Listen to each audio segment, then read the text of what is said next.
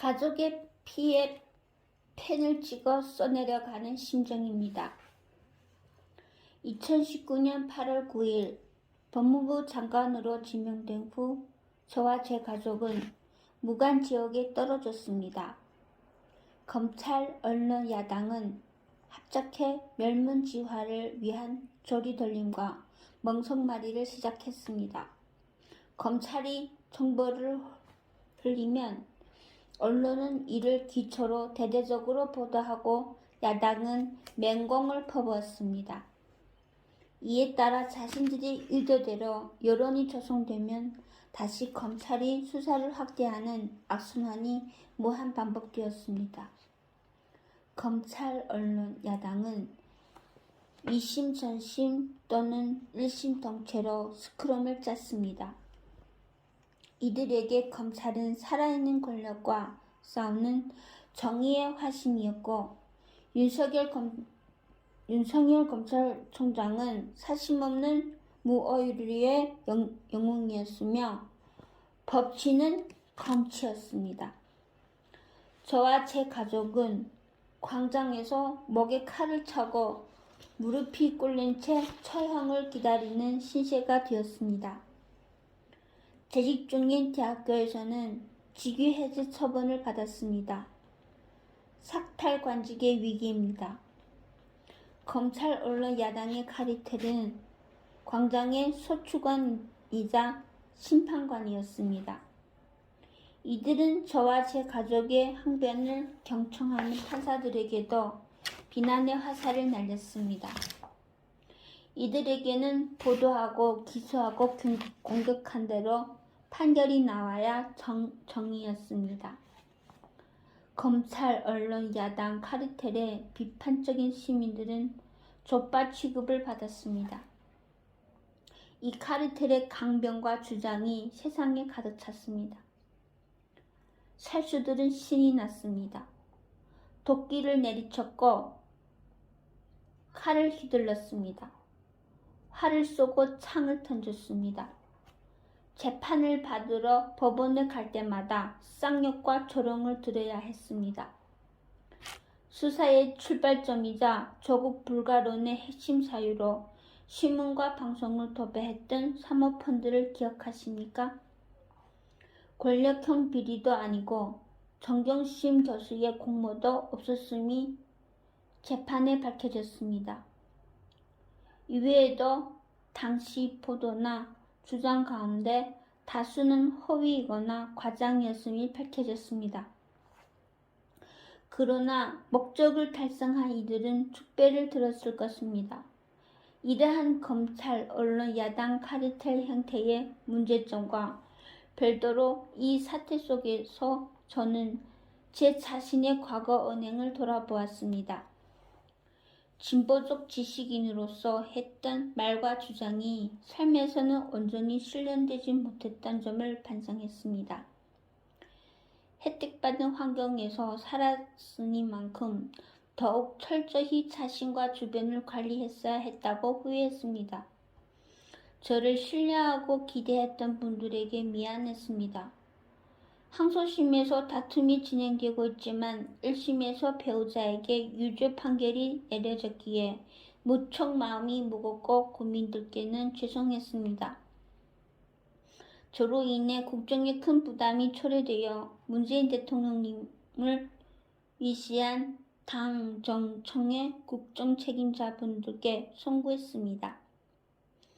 2019년 하반기 기자간담회와 인사청문회 등에서 여러 번 밝혔지만 다시 한번 사과 말씀을 올립니다. 이 책을 쓰게 된 계기는 친애하는 법과 동지들이 권유였습니다. 추후 재판 결과가 어떻게 나오든 간에 2019년 8월 9일 이후 벌어진 사태의 정리가 필요했습니다. 시간이 흘러 기억이 흐려지기 전에 기록을 남겨야 했습니다. 저와 제 가족이 재판을 받고 있는 상황에서 책을 발간하는 것은 부담이지만 검찰, 언론, 야당의 주장만이 압도적으로 전파되어 있기에 더 늦기 전에 최소한의 해명은 해야 했습니다. 논문과 책을 쓰는 것이 직업이지만 이번 집필은 힘들었습니다. 당시 상황을 순간과 단계마다 돌아보는 것은 고통스러웠습니다. 그때의 감정이 되살아났기 때문입니다. 가족이 피에 펜을 찍어 써내려가는 심정이었습니다. 그러나 꾹 참고 써야 했습니다. 시민 한 분 한 분께 감사드립니다. 이 책을 바치고 싶은 분들이 있습니다. 2019년 하반기 검찰개혁을 외치면서 서초동을 비롯한 전국에서 개최된 촛불 집회에 참여하신 수백만 명의 시민들입니다.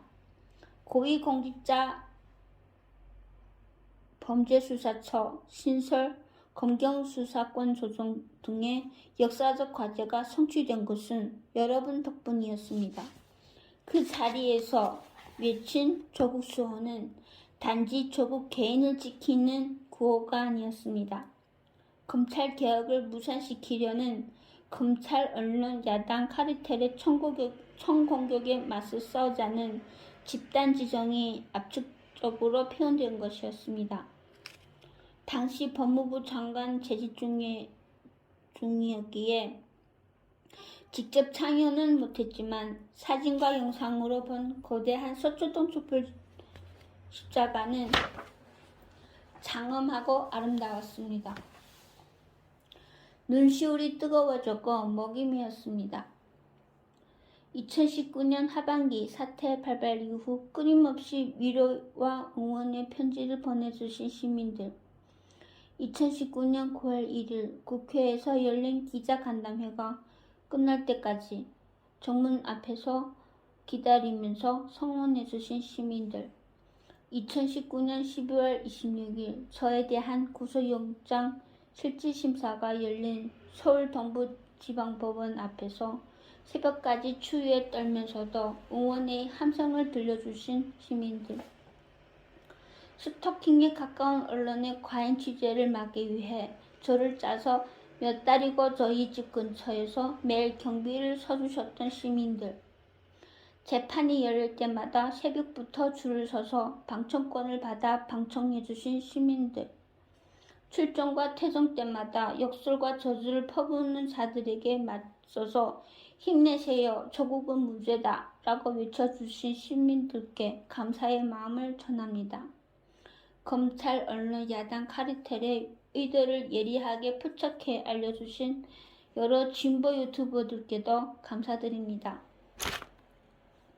고비마다 조용한 공간에서 밥이나 술을 사주면서 힘을 불어넣어준 선배, 친구, 지인, 후배들, 김치, 밑반찬, 탕, 국거리, 칼국수, 젓갈, 달걀, 연잎밥, 떡, 약밥, 만두, 요구르트, 치즈, 베이컨, 마카롱, 과일 등등 각종 음식을 보내주신 시민들, 2년 연속 제 생일에 맞춰 음식과 카드를 보내주신 시민들, 건강관리하라고 인삼, 진액, 한약, 환 등을 보내주신 시민들,